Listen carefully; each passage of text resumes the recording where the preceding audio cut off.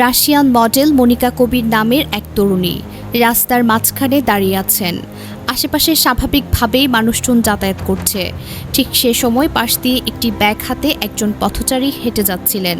তিনি স্বাভাবিকভাবেই একবার তাকান, কিন্তু হঠাৎ করেই পরিস্থিতি অপ্রত্যাশিতের দিকে মোড় নেয়।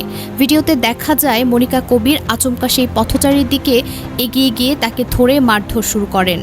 ঘটনাটি এতটাই হঠাৎ ঘটে যে আশেপাশের কেউই প্রথমে বুঝে উঠতে পারেনি কি ঘটছে।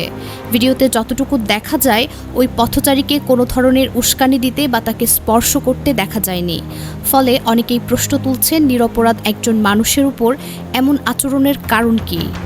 ঘটনার পর আরেকটি অদ্ভুত দৃশ্য দেখা যায়। মারধরের পর মনিকা আশেপাশের মানুষের দিকে তাকিয়ে হঠাৎ একটি ফ্লাইং কিক করে দেন।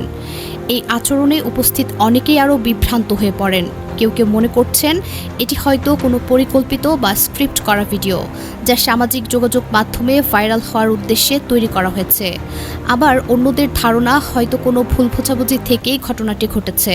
অনেকেই ঘটনার সমালোচনা করে এই সুষ্ঠু তদন্তের দাবি জানিয়েছে। সামাজিক মাধ্যমে আরেকটা ভিডিওতে দেখা যায় মনিকা রাস্তার পাশে ভিডিও স্ট্যান্ড বসায়, কিন্তু এমন সময় দোকান থেকে এক বয়স্ক মানুষ দোকানের সামনে পানি ছিটায়, কারণ সেখানে প্রচুর ধুলাবালি তাই। কিন্তু মনিকা ভাবল বয়স্ক লোকটি তাকে দেখেই পানি মারছে। এই দৃশ্য দেখে দাম্ভিক মনিকা তাড়াহুড়া করে এগিয়ে দোকানদারকে বলতে থাকে, আপনি পানি মারেন কেন? এত সাহস কই থেকে? আপনি মেয়েদের উপর পানি মারেন কেন? এক পর্যায়ে মেয়েটি বয়স্ক লোকটির উপর ক্ষুব্ধ হয়। লোকটি বারবার বলার চেষ্টা করছে যে আমি রাস্তায় পানি মারছি, কিন্তু মেয়েটি তার বাবার বয়সী লোকটির সামনে মারমুখী থাকে। এই দৃশ্য দেখে আশেপাশের কেউ এগিয়ে আসেনি, সবাই চেয়ে চেয়ে দেখেছে। অনেকেই বলছে এই রাশিয়ান নারী যখন নিজে গিয়ে ভিডিও ভাইরাল করার জন্য যখন এই পুরুষের কোলে শুয়ে পড়ল, তখন কি কোনো মার খেয়েছিল ওই ব্যক্তির কাছ থেকে? আবার রাস্তা ব্লক করে ভিডিও করে একটা গ্রামের মানুষ চলার পথে এরকম দেখে অবাক হয়ে তাকানোর জন্য তাকে মার দেওয়ার অধিকার এই নারীকে দিয়েছে কে? প্রশ্ন হলো, রামাদানের দিন এভাবে অর্ধনগ্ন কাপড় পরে মুসলিম একটি দেশে একজন পুরো নামাজি লোক একটু রেগে যেতেই পারে।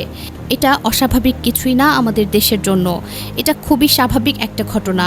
এরকম ড্রেস ওনার নিজের ঘরের কেউ পরলে উনি একই কাজ করত। অন্য দেশ থেকে এসে আমাদের দেশে এত বেশি পাওয়ার দেখানোর পেছনে কারা আছে?